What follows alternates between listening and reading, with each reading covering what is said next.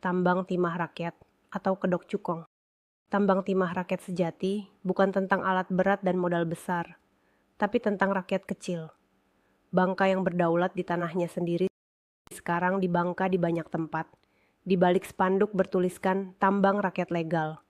Ada cukong-cukong besar yang main di belakang. Mereka datang membawa uang modal besar dan alat berat. Yang disebut rakyat, ya cuma pekerja di lapangan.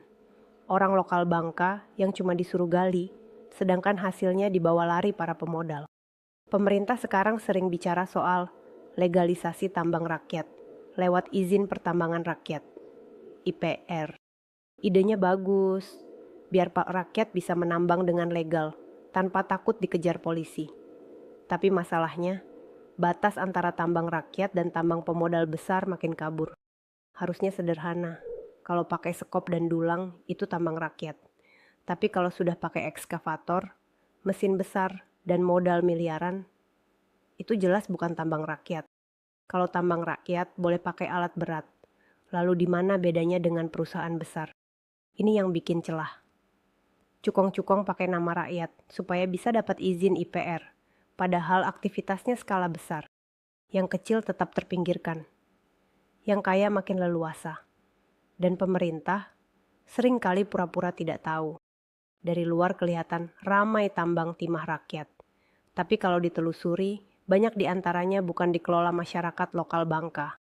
Cukong datang bawa alat berat, bayar sewa lahan murah ke warga, lalu rekrut orang kampung jadi pekerja harian.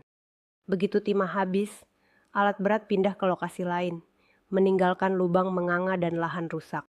Rakyat tinggal di sekitar kolong bekas tambang, tanpa hasil, tanpa tanah, tanpa masa depan. Dulu rakyat Bangka menambang untuk hidup. Sekarang rakyat Bangka menambang untuk orang lain hidup mewah. Keadilan sosial harus dikembalikan ke akar. Tujuan IPR seharusnya adalah keadilan sosial. Agar masyarakat lokal Bangka bisa hidup sejahtera dari sumber daya timah yang mereka miliki. Tapi kalau izin rakyat justru dikuasai pemodal besar, maka semangat keadilan itu sudah mati. IPR harus punya batas tegas. 1. Tidak boleh pakai alat berat. 2. Tidak boleh dikuasai pemodal besar. 3. Harus dikelola oleh masyarakat lokal Bangka sendiri. 4. Hasilnya harus langsung dirasakan rakyat, bukan lewat perantara. Kalau pakai alat berat, modal besar, produksi ribuan ton per tahun, itu bukan rakyat, itu korporasi.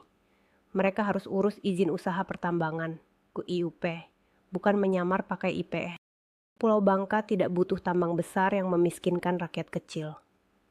Yang kita butuh adalah tambang rakyat sejati. Tambang kecil, tradisional, ramah lingkungan, dan memberi penghasilan langsung bagi warga lokal.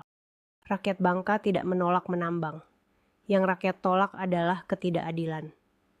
Ketika izin atas nama rakyat, tapi keuntungan lari ke pemodal besar.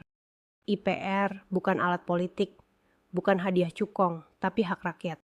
Keadilan sosial hanya bisa lahir jika kekayaan alam dikelola oleh rakyat, untuk rakyat, dan demi masa depan Pulau Bangka yang tetap hidup.